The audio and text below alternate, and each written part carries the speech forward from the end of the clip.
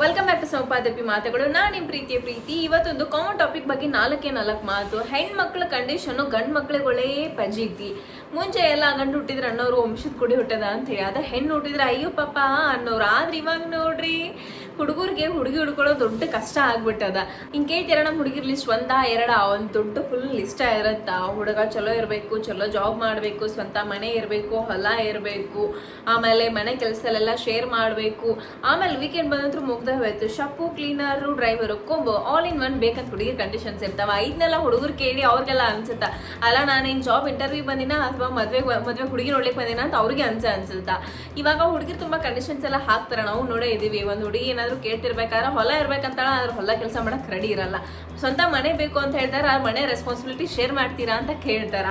So ಇದೆಲ್ಲ ನೋಡಿದ್ರೆ ನಂಗೂ ಅನ್ಸುತ್ತೆ ಅವಾಗ ಅಲ್ಲ ನಾವೆಲ್ಲ ಕೇಳ್ತೀವಿ, ಬಟ್ ಓಕೆ ಓಟ್ ಯಾವ ಥರ ಎಲ್ಲಾನು ಶೇರ್ ಒಳಗೆ ಅದು ಬೇಕು ಇದು ಬೇಕು ಕಂಡೀಷನ್ ಮೇಲೆ ಕೇಳ್ತೀವಿ. ನಂಗೂ ಸ್ವಲ್ಪ ಕನ್ಫ್ಯೂಷನ್ ಆಗುತ್ತೆ, ಓಕೆ ಇದು ಯಾವ ಥರ ವ್ಯಾಲಿಡ್ ಕ್ವಶನ್ಸು ಅಂತ ಹೇಳಿ. ಇನ್ನು ನನಗೆ ಅನ್ಸುತ್ತೆ, ಓಕೆ ಹುಡುಗಿರೆಲ್ಲ ಹೇಳ್ತಿರ್ತಾರಲ್ಲ ಫ್ಯೂಚರ್ ಸ್ಟೆಬಿಲಿಟಿ ಬೇಕು ಲೈಫಲ್ಲಿ ಅಂತ, ಅವರೆಲ್ಲ ಕೇಳ್ತಾರೆ ಹೊಲ ಎಷ್ಟಿದೆ, ಚಲೋ ಜಾಬ್ ಅದನ್ನ ಇಲ್ಲ, ಹುಡುಗ ಹೆಂಗೆ, ಕ್ಯಾರೆಕ್ಟರ್ ಏನು, ಕುಡಿತಾನ ಇಲ್ಲ ಅಥವಾ ಏನು ಮಾಡ್ತಾನ, ಏನು ಬಿಡ್ತಾನ, ಅವನ್ನ ಫ್ರೆಂಡ್ಸ್ ಎಲ್ಲ ಹೆಂಗಿದ್ದಾರೆ, ಅವ್ರ ಫ್ಯಾಮಿಲಿ ಹೆಂಗಿದೆ, ಜಡ್ ಎನ್ಕರೇಜ್ ಮಾಡ್ತಾರೆ. ಒಂದು ಹುಡುಗಿ ಮದುವೆ ಆಗೋಕ್ಕಿಂತ ಮುಂಚೆ ಯಾಕೆ ಮಾಡ್ತಾರಪ್ಪ ಅಂತಂದ್ರೆ ಅವ್ರಿಗೊಂದು ಫ್ಯೂಚರ್ ಸ್ಟೆಬಿಲಿಟಿ ಬೇಕು ಅಷ್ಟೇ. ಓಕೆ ನಾಳೆ ಇವ್ರ ಮನೆಗೆ ಹೋದ್ಮೇಲೆ ನಾನು ಹೆಂಗಿರ್ತೀನಿ ಏನಿಲ್ಲ ಅನ್ನೋ ಒಂದು ಕ್ಯಾಲ್ಕುಲೇಷನ್ ಮೇಲೆ ಮಾಡ್ತಿರ್ತಾರೆ. ನಾಳೆ ತಾವು ಹುಟ್ಟಿ ತಮ್ಮ ಮಕ್ಕಳಿಗೆಲ್ಲ ಹೆಂಗೆ ವಿಚಾರ ಮಾಡ್ತಾರೆ ಅಂದ್ರೆ, ಅರೇಂಜ್ ಮ್ಯಾರೇಜ್ ಒಳಗೆಲ್ಲ ಪೇರೆಂಟ್ಸ್ಗಳೆಲ್ಲ ಹುಡುಗಿ ಅವ್ರ ಮನೆಗೆ ಹೋದ್ಮೇಲೆ ಆರಾಮಿರ್ತಾವಳಿಲ್ಲ, ನಾಳೆ ಅವ್ರ ಹುಟ್ಟು ಮಕ್ಕಳಿಗೆಲ್ಲ ಏನಾರು ಆಸ್ತಿ ಗಿಸ್ತಿ ಅದಾವೋ ಇಲ್ಲೋ ಅನ್ನೋ ವಿಚಾರ ಕ್ಯಾಲ್ಕುಲೇಷನ್ ಮಾಡಿ ಇಷ್ಟೆಲ್ಲ ದೊಡ್ಡ ಲಿಸ್ಟ್ ಎಲ್ಲ ಕೊಡ್ತಾರೆ. ಆದ್ರೆ ಪಾಪ ನೋಡ್ರಿ, ಹುಡುಗರೆಲ್ಲ ಇವಾಗ ಎಜುಕೇಶನ್ ಮುಗಿದ್ರೊಳಗೆ ನಮ್ದೆಲ್ಲ ದೊಡ್ಡ ಹನುಮಂತರ ಬಾಲದ ದೊಡ್ಡ ಎಜುಕೇಶನ್, ಅದರ ಬೇರೆ ಅಪ್ಗ್ರೇಡ್ ಆದ್ಮೇಲೆ ಇಂಡಿಯಾ ಗ್ರೋ ಅಪ್ ಆಗ್ತಿದ್ದಂಗೆ ಇನ್ನೂ ಎಜುಕೇಶನ್ ಥಿಂಗ್ಸ್ ಹಂಗೆ ಹೋಗ್ತಾನೆ ಇದಾವ. ಡಿಗ್ರಿ, PhD ಅದು ಇದು ಹಾಳುಮೂಳು ಏನೇನೋ ಇದಾವ. ಸಿಕ್ಕಾಪಟ್ಟೆ ಎಜುಕೇಶನ್ ಮೇಲೆ ಅಂತೂ ಕಲ್ತಷ್ಟಂತೂ ಮುಗಿಯೋದಲ್ಲ, ಅಷ್ಟು ದೊಡ್ಡ ಲಿಸ್ಟ್ ಅದ. ಇಂಥ ದೊಡ್ಡ ಲಿಸ್ಟ್ ಒಳಗೆ ಕಾಮನ್ ಆಗಿ ಒಂದು ಡಿಗ್ರಿ ಮುಗಿಸ್ಬೇಕಂದ್ರೂ ಒಂದು ಹುಡುಗಿಗೆ ಏನಿಲ್ಲ ಅಂದ್ರೂ 22-21 ವಯಸ್ಸಾಗಿರುತ್ತೆ. ಅದಾದ್ಮೇಲೆ ಓಕೆ ಅಷ್ಟಕ್ಕೆಲ್ಲ ಜಾಬ್ ಚಲೋ ಸಿಗಂಗಿಲ್ಲ ಬಿಡು, ಇನ್ನೇನು ಸ್ವಲ್ಪ ಇನ್ನೂ ಹೈಯರ್ ಎಜುಕೇಷನ್ ಮಾಡಿ ಆಮೇಲೆ ಜಾಬಿಗೆ ಹೋಗೋಣ ಅಂತೇಳಿ ಇನ್ನೊಂದು 2-3 ವರ್ಷ ಡುಮ್ಕಿ ಹೊಡಿತಾರೆ. ಅದ್ರೊಳಗೆ ಮಾಸ್ಟರ್ ಡಿಗ್ರಿ ಎಲ್ಲ ಮಾಡ್ಕೊಳಕ್ಕೆ ಮುಗಿದೇ ಹೋಯ್ತು. 2-3 ವರ್ಷ ಅಲ್ಲಿ ಇನ್ವೆಸ್ಟ್ ಮಾಡ್ತಾರೆ, 25 ಆಗುತ್ತೆ. 25 ಆಗೋದ್ರೊಳಗೆ ಏನೇನು ಜಾಬಿಗೆ ಹೋಗ್ಬೇಕಲ್ಲ, ಹೋದ ತಕ್ಷಣ ನಾವೇನು ಮಾಸ್ಟರ್ ಡಿಗ್ರಿ ಮಾಡಿವಿ ಅಂತ ಹೇಳಿ ನಮಗೆ ಲಕ್ಷನ ಕೊಡ್ತಾರೆ, ಕೊಡೋದೇ ಇಲ್ಲ. ಸ್ವಲ್ಪ ಅಷ್ಟೇ 25-35 ಸ್ಯಾಲ್ರಿ ಕೊಡ್ತಾರೆ. ಆ ಸ್ಯಾಲ್ರಿ ಇಟ್ಕೊಂಡು ಅವರು 27 ವಯಸ್ಸು 28 ವಯಸ್ಸು ಮದುವೆ ವಯಸ್ಸನ್ನೋರೊಳಗ ಒಂದು ದೊಡ್ಡ ಮನೆ ಕಟ್ಟಬೇಕು, ಸ್ವಂತ ಮನೆ ಮಾಡಿರ್ಬೇಕು, ಹೊಲ ತೊಗೊಂಡಿರ್ಬೇಕು, ಅದು ಮಾಡು ಇದು ಮಾಡು ಅಂತಂದ್ರೆ I think so it's very difficult for everybody. ಇವನ್ ನಮ್ಮ ಈಶ್ವರ ಇವಾಗ ಯಾರಾದರೂ ವರ್ಕ್ ಮಾಡ್ತಿದ್ದಾರೆ ಅಂದರೆ, ನನ್ನ ಈಶ್ವರ ಇದ್ರೆ ಭಾಳ ಏನಾಗುತ್ತೆ, ಭಾಳ ಹತ್ರ ನನಗಿನ್ನ ಒಂದು 51 ಲಕ್ಷ ಅಥವಾ 2 ಲಕ್ಷ ಹೆಚ್ಚಿಗೆ ಗಳಿಸ್ತಾರೆ, ಅಥವಾ ಒಂದು 51 ಲಕ್ಷ ಕಡಿಮೆ ಗಳಿಸ್ತಿರ್ತಾರೆ, ಅಷ್ಟೇ ಇರುತ್ತೆ.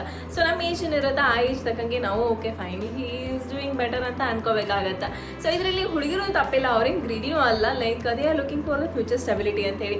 ಅದರ ಬರೀ ಮೊನ್ನೆ ನನ್ನ ದೋಸ್ತ ಫೋನ್ ಹಚ್ಚಿದ ನನಗೆ, ಹೆಣ್ಣು ನೋಡಕ್ಕೆ ಹೋಗಿದ್ದಂತ ಹೇಳಕತ್ತಲ್ಲಿ. ಹುಡುಗಿ ಕೇಳಿದ್ಲು, ಮತ್ತು ನಂಗೆ 2 ಲಕ್ಷ ಪಗಾರ ಇರ್ಬೇಕ್ರಿ, ಮತ್ತು ನಾನು ಸಿಟಿಯಾಗ ಇರಾಕ್ರಿ ಅಂತೇಳಿ. ಇವ ಬಂದಂಗೆ ಹೇಳಾಕ್ತಾನ, ಅಲ್ಲಿ ಆ ಹುಡುಗಿಗೆ 2 ಲಕ್ಷ ರೂಪಾಯಿ ಪಗಾರ ಬೇಕಂತಂದ್ರೆ ಹೆಂಗೆ ತರಲಿ ನಾನು, ಹೆಂಗೆ ಮಾಡಲಿ ನಾನು ಅಂತ ಹೇಳಿ. Because reality of the life is different ಆಗುತ್ತೆ. ಸೇವಿಂಗ್ ಅಮೌಂಟ್ ಅಂತ ಬಂದಾಗ, ಫ್ಯಾಮಿಲಿ ಅಂತ ಬಂದಾಗ ಬಂದಿರೋ ಸ್ಯಾಲ್ರಿ ಒಳಗೆ ಖರ್ಚೆ ಜಾಸ್ತಿ ಇರುತ್ತೆ. ಈ ಕಡೆಯಿಂದ ಆ ಕಡೆಯಿಂದ ಈ ಕಡೆ ಹಾಕೋದೇ ಜಾಸ್ತಿ ಆಗುತ್ತೆ. ಪ್ಲಸ್ ಪೇರೆಂಟ್ಸ್ ಎಲ್ಲ ಏಜ್ ಆಗ್ತಾ ಇರತ್ತೆ, ಅವರಿಗೆಲ್ಲ ವಾಪಸ್ಸು ಹೆಲ್ತ್ ಅದು ಇದು ನೋಡಿಕೊಂಡು ಅದೆಲ್ಲ ಮಾಡಿ ಹೊಟ್ಟೋದ್ರಾಗ ಮುಗ್ದೆ ಹೋಯ್ತು. ಅವಾಗ ನಂಗೆ ಅನ್ನಿಸ್ತು, ಪಾಪ ಹುಡುಗಿ ಏನು ಎಕ್ಸೆಪ್ಟ್ ಮಾಡ್ತಾಳೆ, ಮೇ ಬಿ ಹುಡುಗರೆಲ್ಲರೂ ಸೂಪರ್ ಹೀರೋ ಟೈಪ್ ಇರಬೇಕೇನೋ ಅನ್ಕೊಂಡಂತೇಳಿ. That's not her fault even too, because she is looking for her stability in her life ಅಂತ ಹೇಳಿ. ಸೊ ಹುಡುಗಿರು ಕಂಡೀಷನ್ಸ್ ಎಲ್ಲ ಕೇಳಿದ ತಕ್ಷಣ ನಂಗೆ ಅನ್ನಿಸ್ತು, ಓಕೆ ನಾನು ಮ್ಯಾಚಸ್ ಎಲ್ಲ ನೋಡ್ತಿರ್ತೀವಲ್ಲ, ನಂಗೆ ಅವಾಗ ಅನ್ನಿಸ್ತು, ಓಕೆ ನನಗೇನಾದರೂ ಫುಲ್ ಕಂಡೀಷನ್ ಇದ್ರೆ ಆಸ್ತಿ ಇರಬೇಕು, ಅದು ಇರಬೇಕು, ಹುಡುಗ ಚಲೋ ಸ್ಯಾಲ್ರಿ ತೆಗಿಬೇಕು, ಅದು ಮಾಡಬೇಕು, ಸಕ್ಸಸ್ ಆಗಿರಬೇಕು ಅನ್ನೋದಿದ್ರೆ ನನ್ಗೆ ಅನ್ಸುತ್ತಾ, ಓಕೆ ನನಗಿಂತ ತುಂಬ ಏಜ್ ಅದವ್ರನ್ನೇ ಮದುವೆ ಆಗಬೇಕು ಅಂತ. ಐ ಮೀನ್ ಸ್ವಲ್ಪ ಏಜ್ ಗ್ಯಾಪ್ ಇದ್ದವ್ರನ್ನ ಮದುವೆ ಆದರೆ ಓಕೆ, ಅವ್ರು ಅಷ್ಟೊಂದು ಸೆಟ್ಲ್ ಆಗಿರ್ತಾರೆ. ನನ್ನ ಏಜ್ದವ್ರ ಜೊತೆ ನಾನು ಮಾಡ್ಲಿಕೊಂಡು ಹೋದರೆ ಅವ್ರು ಇನ್ನೂ ಓಕೆ ನನ್ನ ರೇಂಜ್ ಒಳಗೆ ಇರ್ತಾರೆ, ಇವಾಗ ಅಪ್ಗ್ರೇಡ್ ಆಗ್ತಾನೆ ಇರ್ತಾರೆ. ಸೊ ಇಲ್ಲಿ ಯಾರು ತಪ್ಪಿಲ್ಲ, ಹುಡುಗರು ಅವ್ರ ಲೈಫ್ ಸ್ಟೆಬಿಲಿಟಿ ನೋಡ್ಕೋತಿದ್ದಾರೆ. ಹುಡುಗರಿಗೂ ಆ ಏಜಲ್ಲಿ ಅಚೀವ್ ಮಾಡಲಿಕ್ಕೆ ಸ್ವಲ್ಪ ಕಷ್ಟನೇ ಇರುತ್ತೆ. ಇದೆಲ್ಲ ಬಿಟ್ಬಿಟ್ರೆ ಇನ್ನು ಕೇಳ್ತಾರೆ, ಒಕ್ಕಲ್ತನ ಮಾಡ್ತಾರಂತೂ ಮುಗ್ದ ಹೋಯ್ತ್ರಿ, ರೈತರು ಏನಾರಿದ್ರೆ ಮುಗ್ದ ಹೋಯ್ತು, ಬರಂಗೆ ಇಲ್ಲ, ಹೆಣ್ಣೆ ಕೊಡಲ್ಲ, ಬಟ್ ಕೇಳ್ತಾರೆ ಹೊಲ ಎಷ್ಟೈತ್ರಿ ನಿಮ್ದು ಅಂತೇಳಿ. ಅದ್ರಾಗೆ ನಾವು ಹೊಲ ಕೆಲಸ ಮಾಡೋಂಗ. ಆದ್ರೆ ರೈತರಿಗಂತೂ ತುಂಬ ಕಷ್ಟನೇ. ನಾನು ನೋಡಿದಂಗೆ ಎಲ್ಲೋ ಒಂದೊಂದು ಕಡೆ ತುಂಬ ಕೇಳ್ತಿರ್ತಾರೆ, ನಿಮ್ಮ ಮಗ ಏನು ಜಾಬ್ ಮಾಡ್ತಾನೆ ಇನ್ನು ಹಂಗೆ ಹಿಂಗೆ ಅಂತೇಳಿ ಒಕ್ಕಲ್ತನ ಮಾಡ್ತಾರೆ ಅಂತಂದ್ರೆ ಸ್ವಲ್ಪ ಹಿಂದೆ ನೋಡ್ತಾರೆ. ಅದು ಅವ್ರದ್ದು ಏನು ತಪ್ಪಲ್ಲ. ನನ್ಗೆ ಅನಿಸ್ತು ಲೈಕ್ ನೋಡಿ ನೀವೇ ಇವಾಗ ನಮ್ದು ಮಿಡಲ್ ಮ್ಯಾನ್ ಇರ್ತಾರಲ್ಲ, ರೈತರಿಗೆಲ್ಲ ಏನು ಬೆಳಿತಾರ ಅದೆಲ್ಲ ಹೀಗೆಲ್ಲ ಮಾರಾಟ ಹೋಗ್ತಿರ್ಬೇಕಾದ್ರೆ ಮಿಡಲ್ ಒಳಗೆ ಹಾಳಾಗಿ ಹೋಗುತ್ತೆ. ಆ್ಯಂಡ್ ಇನ್ನು ಮಳೆ ಗಾಳಿ ಬಿಸಿಲು ಅದೇ ಇದೆ ಅದಕ್ಕಿಂತ ಎಷ್ಟು ಹಾಳಾಗಿ ಹೋಗುತ್ತೆ. ಪ್ರತಿಯೊಂದಕ್ಕೂ ಪರಿಹಾರ, ಪ್ರತಿಯೊಂದು ಪ್ರಾಪರ್ ಮಾರ್ಕೆಟ್ ಇಲ್ಲ. ಸೊ ಅವ್ರು ಎಷ್ಟು ಬೆಳಿತಾರೋ ಅದರಲ್ಲಿ ಅಲ್ಲೆಲ್ಲ ಹೋಗ್ಬಿಡುತ್ತೆ. ಬಟ್ ಹಂಗಂತೇಳಿ ರೈತರವರು ಇದು ಅಲ್ಲ ರೀ, ಬಡ್ರಲ್ಲ, they are really royal peoples. ನಾನು ತುಂಬ ಜನ ನೋಡಿದ್ದೀನಿ ಬರೀ ಹೊಲ ದುಡ್ಕೊಂಡು ಹೆಂಗೆ ಇರ್ತಾರ. ನೀವೊಂದು ಕಾರ್ ತಗೋದಷ್ಟು ಅವ್ರ ಮನೆ ಮುಂದೆ ನೋಡಬೇಕು, 4-5 ಟ್ರ್ಯಾಕ್ಟರ್ ನಿಂತಿರ್ತಾವ, ಅಷ್ಟು ದೊಡ್ಡ ಮಂದಿ ಇರ್ತಾರೆ ಅವರೆಲ್ಲ. ಸೊ ರೈತರಿಗೆ ಹೆಂಗೆ ಕೊಡಲೇಬೇಕು. They are also good peoples and they are also earning good. And ಹಂಗೆ ಹೇಳ್ಬೇಕಂದ್ರೆ ದೇ ಆರ್ ಇಂಡಿಪೆಂಡೆಂಟ್, ತುಂಬ ಸ್ಟ್ರಾಂಗ್ ಆಗಿರ್ತಾರೆ ಅವರೆಲ್ಲ. ಇವಾಗ ನಾವು ನೋಡ್ತೀವಲ್ಲ, ಮಳೆ ಬಂದರೂ ಗಾಳಿ ಬಂದರೂ ಏನು ಬರುತ್ತೆ ಏನಾಗುತ್ತೆ ಗೊತ್ತಿಲ್ಲ. ನಮಗೆ ಮಾತ್ರ ಮಂತ್ರಿ ಸ್ಯಾಲ್ರಿ 30ನೇ ತಾರೀಕು ಬಂದರೆ ಸಾಕು ಟಮ್ ಅಂತೇಳಿ ಇದು ಅಕೌಂಟ್ ಒಳಗೆ ಅಮೌಂಟ್ ಬಂದುಬಿಡುತ್ತೆ. ಬಟ್ ಅವ್ರಿಗೆ ಆ ಥರ ಇಲ್ಲ, ಎಲ್ಲ ಡಿಪೆಂಡ್ಸ್ ಆದ ಹೆಂಗಾಗತ್ತೆ ಏನಾಗತ್ತೆ ತುಂಬ ಪ್ರೊಸೆಸ್ ಆದಮೇಲೆ ಅವ್ರಿಗೆ ಲಾಸ್ಟಿಗೆ ದುಡ್ಡೆಲ್ಲ ಬರ್ತಿರುತ್ತೆ. ಅದೇ ಹೇಳೋದು ಅವರೆಲ್ಲ ನಂಗೆ answer okay they are seriously strong ಅಂತ ಹೇಳಿ. ಸೊ ನಂಗೆ ಅನ್ಸುತ್ತೆ ಹುಡುಗಿರಿಗೆ ಎಕ್ಸೆಪ್ಟೇಷನ್ಸ್ ಏನು ಇಟ್ಕೊಂಡ್ರೆ ಅದೇನು ತಪ್ಪಲ್ಲ. ಬಟ್ ಆದ್ರೂ ಏಜ್ ವೈಸ್ ನೋಡ್ಕೊಂಡು ಸ್ವಲ್ಪ ಲಿಮಿಟ್ ಒಳಗೆ ಹಾಕೊಂಡ್ರೆ ಹುಡುಗರಿಗೆ ಈಸಿ ಆಗುತ್ತೆ, ಹುಡುಗರಿಗೂ ಈಸಿ ಆಗುತ್ತೆ. ಸೊ ಆವಾಗ ಈ ಕನ್ಫ್ಯೂಷನ್ಸೇ ಇರಲ್ಲ, ಹುಡುಗಿನೇ ಸಿಗ್ತಿಲ್ಲ ಅಂತೇಳಿ. But this is a very good time, like all girls are in demand. Because ಅವಾಗ ಅವರೇ ಅಲ್ವಾ, ಅವ್ರ ಅಪ್ಪ ಮಗಳು ಎಲ್ಲ ಗಂಡು ಬೇಕು ಅಂತಾಳ. ಹೆಣ್ಣು ಹುಡುಗಿಯರೆಲ್ಲರೂ ಅಬೋಷನ್ ಮಾಡಿಸಿ ಅದು ಮಾಡಿ ಇದು ಮಾಡಿ ಏನೋ ಕಂತ್ರ ಡಬಿಸ್ಕೊಂಡು. ಸೊ ಇವಾಗ they are only created a market for us, like it's quite common.